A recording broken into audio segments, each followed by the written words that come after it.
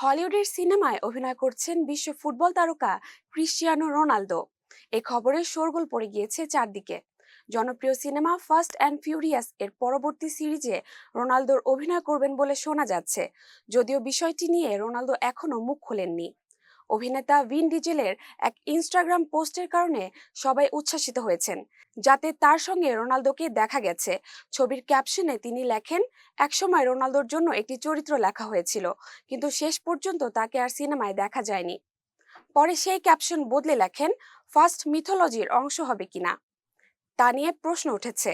কেউ কেউ আবার কল্পনা করেছেন তিনি কোন ধরনের চরিত্রে অভিনয় করতে পারেন। অনেকেই ধারণা করছেন ফাস্ট অ্যান্ড ফিউরিয়াস 11-এ রোনালদোর অভিষেক হতে পারে। যদিও এখনো কোনো আনুষ্ঠানিক ঘোষণা আসেনি, কিন্তু এই ছবিটি নাকি ফ্র্যাঞ্চাইজির শেষ অধ্যায় হতে চলেছে। সম্ভাব্য মুক্তির সময় হিসেবে 2027 সালের এপ্রিলের কথা শোনা যাচ্ছে।